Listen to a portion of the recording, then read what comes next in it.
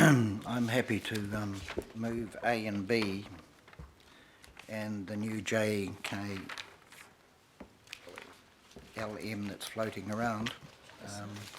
But I just wonder if we could get rid of A and B sooner rather than later, because there's no debate over that, and then that kills that off. Okay, well, why don't we just do A and B first? So move, is there a seconder? Councillor Cashmore for A and B, and I might just put those, we haven't had any questions around that, so I'll just put A and B. All those in favour please say aye. Aye. Against?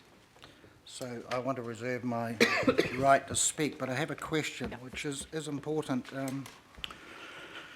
because paragraph number 24, clearly Auckland Property is pointing out that we're going to be 24 million worse off in cash, which is nothing to be sneezed at.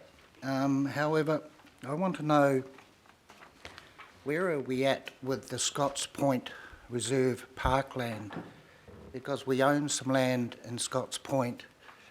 It came through Parks / to finance that. Parks wanted to buy some adjoining land because the land was in a better site, a better position, etc. And they had the money and they got the approval, but Councillor Webster and myself tried quite hard to make sure that the land that we already own and wasn't going to be needed was put on the market to pay for the land that we're about to try and buy. So I'd like to know where we are at Scotts Point, because there's quite a big chunk of land there that we probably do not need, that may bring in certainly a reasonable amount of money to offset the 24 million that we're worse off by initially going with the film studios. So I don't know whether it's David or Jim or...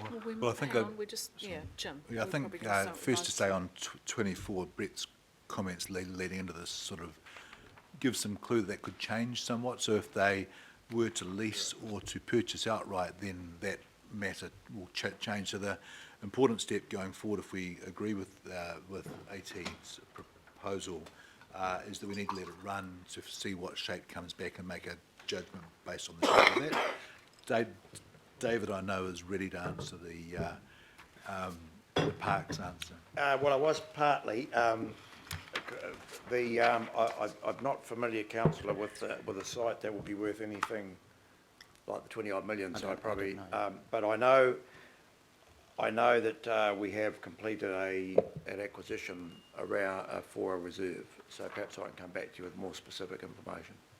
Yeah, I think that is important, because the bottom line is buying some extra parkland, or parkland in a slightly different position seemed to be the preference, but holding on to what we already had was going to be excessive, and we've got to be realistic about this, that we can't hold on to everything. We have to make these hard decisions to sell certain things. So I think it's a really important consideration.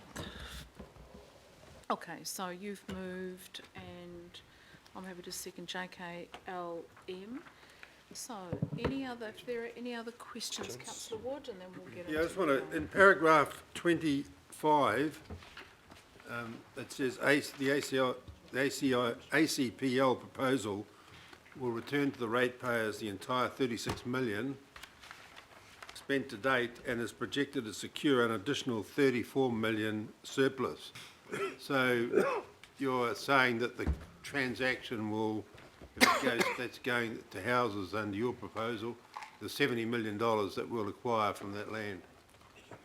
Yeah, that's right. The combination of the houses and the employment hub area, that's what is projected to realise with a reasonably conservative valuation process. Have we had any valuations of the... I mean, yeah, that's all been done by properly valuing a full subdivision, and there's a lot of detailed work behind those numbers. Okay. And we've been working on this effectively for 15, 18 months. We came here with much the same proposal a year ago, so we had a lot of time to get to the bottom of these financial impacts. Your point is noted, Mr. Rankin. Councillor Casey, and then... Just a supplementary to that, how much has ACPL spent to date, David? Well, 36 million is the total amount spent on that site which includes acquisition and other costs. I think it's valid up to a few months ago, isn't it? Yeah, Thank you. that's pretty much it. It doesn't include holding costs, obviously. Councillor Filipaina? Thank you, Chair. I just want to confirm the numbers around the houses. So David, just to confirm, if we go with the master plan 14/6, which I'm heading towards, what is the yield? It's the magic number of 441 housing units. Okay, and then when we go through to the film studio campus one, you asked a question around the homes there. That was 315. Okay. Could I just add that, obviously under this proposal through the chair, there is a plan for the Auckland Film Studios existing site in Henderson would be closed, and that land would potentially be available for housing, which is in close proximity to the Henderson town centre and the railway station there. So that land and that potential housing there, which would be much more intensified housing, would potentially offset the loss of that land at Hobson. And possibly more affordable. Councillor Walker, then Councillor Cashmore. Yeah, just wanted to express a concern in some of the figures here around the discount rate that's been applied, 15%. You know, I would have thought that something much lower than that would have been more the norm, especially along the lines that Treasury uses. And when you're forecasting out a significant length of time, if you're talking about 25 years, and then you're making an assessment around a discount rate at 15%, it really throws things out, certainly in terms of the film proposition. So I would hope that if we've got another set of figures coming to us later on, that would have some contestable advice around other discount rates, so that we've got all that information on the table. Yes, Madam Chair, two comments there really. First is the 8% number the council refers to is typically what the public sector would use to value public sector activity. With a property type development, 15% would be the normal percentage to use. However, we have been asked that question, and we have actually got the figures for using the 8%, and what it actually does, for reasons that we don't need to go into technically today, is that the minus NPV increases quite a bit. So the minus 24 increases to over minus 30, and that's because essentially you're valuing two separate developments. So it wouldn't improve the film campus proposal at all, Councillor, quite the opposite. Okay. Sorry, Chair, can I just have a supplementary based on the question that I've asked? And Brett, your response was that the film studio in West will close. So timeframes and how many, and potentially, I mean, timeframes around when you would expect, if we end up going through to this option, and I see with the new recommendations we've got, that is through to October of 2015, and if nothing happens, we then revert back to ACPL if that's what is recommended or endorsed at this committee. So my question is, one, if it is, when will the film studios close? And what is the yield in regards to homes if in fact that site is closed down? Through the chair, we've indicated we think it would be about a 3-year process for the new, in the event that we proceeded with the new film studios at Hobsonville Point. There would be about a 3-year process from having those completed and then productions coming out of Henderson. That land is not currently zoned residential, but I think under the unitary plan changes it would be it would come under that classification, and so housing could start on some of that site probably in advance of the 3 years. because not all of that site is currently being used for film as a result of the recent fires. So the question still hasn't been answered around the yield possibly for the area. Oh, I think it's a bit hard. I'll just Well, save Mr yep. O'Reilly trying to make this up on the spot. Councillor, as you'll be aware, in Henderson there are no height limits, and if it's possible to put apartments in there, I guess the yield would be very high. It's certainly terraced housing and apartment would be, because it's adjacent to the railway station, would be the logical development on that site. But I mean, it's anyone's guess what is possible. So 3 years, possibly. So everything will be on hold, possibly. And that's where the doubt is in regards to AT's proposal. But I will wait and listen to more comment. Thank you.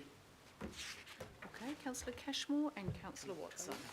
Yes, thanks, Oh, Madam Chair. sorry, Councillor Cashmore, then Councillor Quacks, then Councillor Watson. Thank you, Madam Chair. Brett,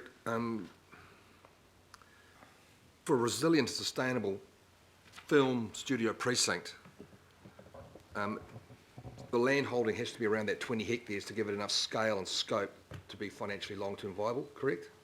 Around 10 hectares in site. 10 hectares in site, okay. And if an area of this size was 20 hectares or thereabouts, what sort of, in the modelling, would there be employment be created? I don't have those figures at hand for 20 hectares, but I think in the paper we talk about the number of jobs that we envisage, along with employment over 400 jobs for a precinct of this sort, and already screen and digital is one of our largest sectors in Auckland, and has brought in about over $1 billion of activity to the city in the last 5 years. So it's a significant industry for us. What this precinct will potentially achieve is bringing all of that economic opportunity onto a single site. And that's the crucial point, isn't it, really? It's about having that connectivity between the different business models within the film and screen industries. Through the chair, yes, I think that is the critical element here, and what has been encouraging for us through this process is to see the recognition of that by the local industry, because this isn't just about bringing in industry from offshore, it's also about the local industry working with them. So there's some significant opportunities from that cooperation. Thank you. Thank you, Councillor. Councillor Quacks. Thank you, Madam Chair. I'm just looking at the piece of paper that we've been handed in terms of the options here. Now, my understanding of that is that all options, probably directed at David anyway. David, both of you can have a crack at it. So this is the piece of paper that we've been handed. With the recommendations. Draft resolutions. Yes. Yeah. Now, my understanding is that means that any option for a film studio campus that may be presented to ATEED or both parties are on the table. Is that right? Any option is on the table. Yes. Right. So, if agreement, and then if an agreement is not forthcoming by the 31st of October, that residential option is back on the table. Right. Okay. So these recommendations here provide us with a fair degree of flexibility. Would that be correct? Is that as much as flexibility as we can get would be film studio, whatever option is available to us? If that doesn't come out, if that doesn't materialise by the 31st of October, the residential option is there. Yeah, and Councillor Quacks, I just wasn't sure what version you had, but I think... He's got these ones. Right, because there's one added that just makes it more explicit what you're saying, that actually it is in the event there's no acceptable film campus, then what's flagged there is accepting the ACPL mixed development of 14 and 6.